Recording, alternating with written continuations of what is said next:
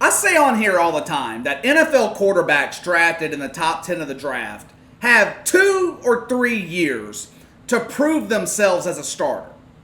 If they haven't shown significant improvement from year 1 to year 3, many times if they haven't made the playoffs or at least had a winning season, the teams that drafted them usually choose to move on. They usually say something like, we're going to go in a different direction. Which is just a polite and professional way of saying, you're fucking fired. Sam Darnold. Sam Darnold was drafted number 3 overall by the Jets back in 2018. And his NFL career to this point has been a bumpy ride to say the least. In a little over 2 months, he's going to embark on what could be the most critical season of his NFL career up until this point. Today, what we're going to do, we're going to answer the question, is 2020 a make or break season for Sam Darnold? If you think about it, the career trajectory of Sam Darnold and Baker Mayfield are pretty similar. Both have been through multiple head coaches, both multiple offensive systems, and both have been turnover machines early in their careers. But there is one stark difference, a difference that's given Sam Darnold a bit of a pass, while Baker Mayfield has been roundly criticized. Actually, there's 2 differences now that I think about it. One, Baker Mayfield has had one hell of a supporting cast in Cleveland. There's not an Odell Beckham in New York lining up outside Sam Darnold. He doesn't have Kareem Hunt in the backfield. Doesn't have a guy like Jarvis Landry. Baker Mayfield is surrounded by weapons, while Sam Darnold has been playing with the likes of guys of Robbie Anderson, Jamison Crowder. But KC, he had Le'Veon Bell last season. Yeah, that was a fucking disaster. Le'Veon Bell was a shell of the back that he was in Pittsburgh. When he got to the Jets, he hadn't played a fucking snap since January of 2018, and it showed. He was god-awful last season. The second difference between Darnold and Mayfield, and this is really why Baker Mayfield has been a lightning rod for criticism. We don't see Sam Darnold in training camp proclaiming to the world that the Jets are going to win the AFC East. We're going to be Super Bowl contenders in New York. Now, we're not hearing that from Baker Mayfield this offseason because he wised up and learned that maybe it's not such a good idea to paint a giant target on our backs in July because every team come September is going to want to kick our ass. The potential, the ceiling for Sam Darnold is higher than Baker Mayfield. You put Sam Darnold on the Browns last year, even with Freddie Kitchens as the head coach. They've got a real shot at making the playoffs if Sam Darnold stays healthy, which is another issue that has plagued him the first 2 years of his career.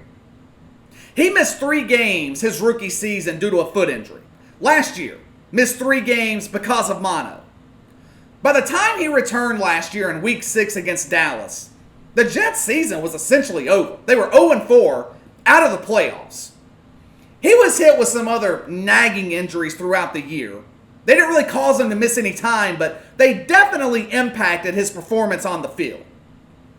One of the biggest issues with Darnold has been his inconsistency. Take last season, for example. His return game against Dallas. He looked like one of the best quarterbacks in the league. Put on a Pro Bowl level performance in that game. The next week against New England, a division game, he follows up the Dallas performance with one of the worst games of his career. The Jets score 0 points. Sam Darnold completed 35% of his passes. It was atrocious. And inconsistency was really a trend that followed him the rest of the season. He was a streaky quarterback. He threw 8 interceptions through weeks 7 through 9. 3 straight losses. The next 3 weeks, 1 interception and 3 straight wins. Now, to his credit, he did close the season strong. Led the Jets to a 6-2 record the last half of the year. This coming season, Sam Darnold is going to have the best supporting cast that he has ever played with. Now, that doesn't mean that his supporting cast is spectacular. I mean, we are talking about the New York Jets here, but it is the best group that he has had to play with in his career.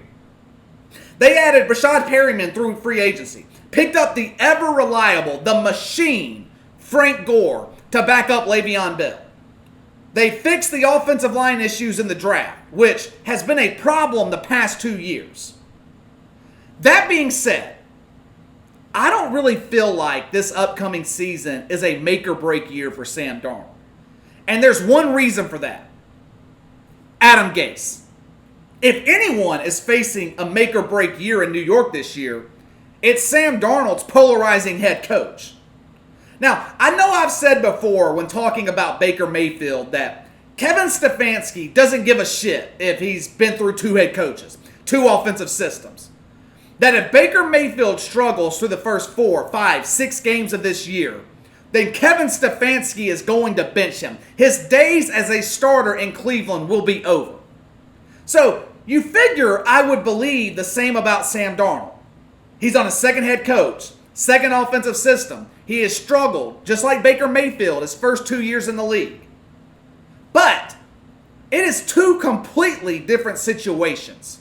First off, the Jets don't have anyone backing up Sam Darnold that could come in and take the starting job.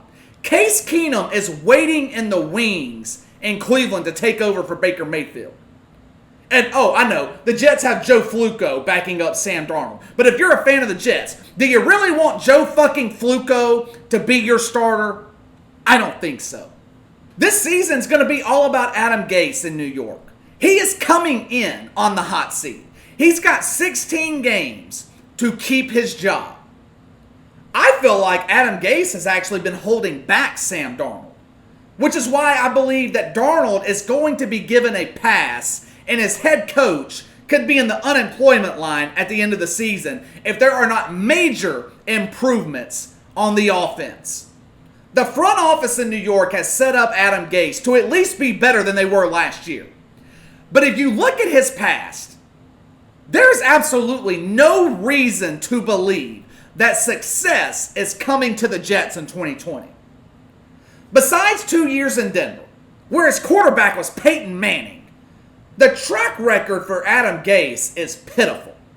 For a while, people were actually considering this guy to be some type of offensive mastermind.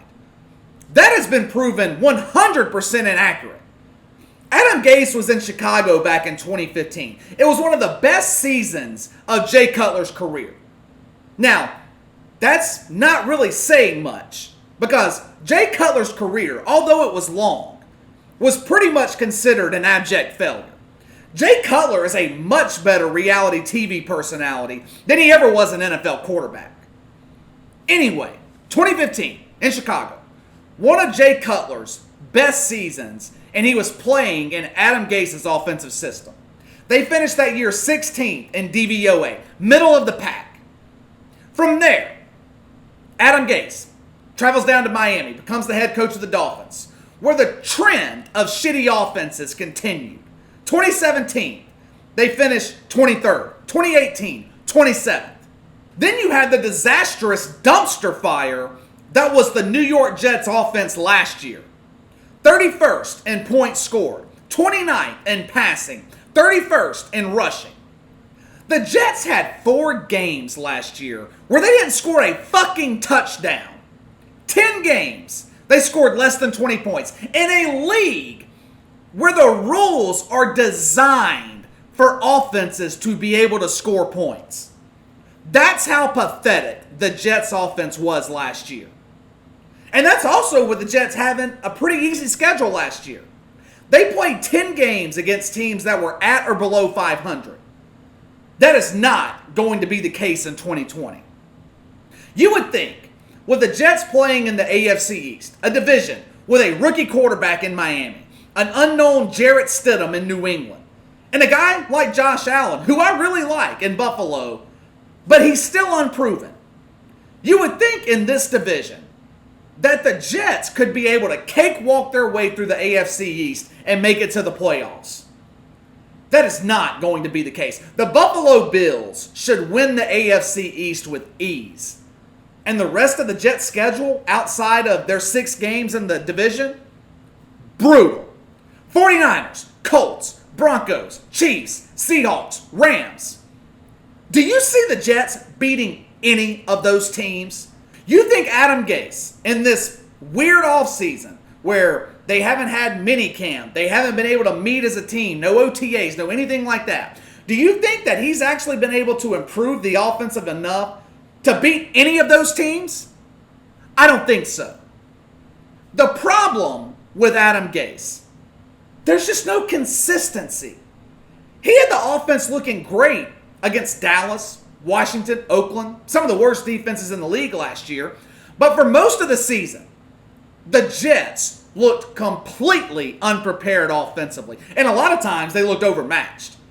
They lost to the fucking Dolphins and the Bungles, for Christ's sakes. 2 teams with a combined 7 wins. They lost to the Bungles by 16 points, which is a blowout in the NFL. They scored 6 points against the Bungles, one of the worst defenses in the league. I don't think the record is going to be as important this year for Adam Gase to keep his job. Jets management, they know that they're in the middle of a multi-year rebuild. The playoffs are out of the question. I mean, management knows the schedule's brutal. In order for Adam Gase to keep his job going into next season, Sam Darnold is going to have to show vast improvement. That's why they brought Adam Gase in, right? I mean, he's supposedly able to develop young quarterbacks. Now, I'm not sure who sold that lie to the Jets, but that's why they brought him in. The good news is, the Jets' offense has nowhere to go but up. I mean, they have nowhere to go but up. They were 31st in the league last year. But if there isn't major improvements on the offensive side of the ball, it's not going to be Sam Darnold on his way out of New York City at the end of the season. It's going to be Adam Gase. All right, that's all for today. Hit the like and subscribe button for me. Click the notification bell to receive all notifications from the channel. Leave me a comment in the section below. Let me know what you think. Is this a make or break season for Sam Darnold? Or is it make or break for Adam Gase? Let me know your thoughts. You can follow me on Twitter at KC_BTL84. If you have any questions, you can send them to BTLKC84@gmail.com. I'll see you guys next time. Have a good weekend.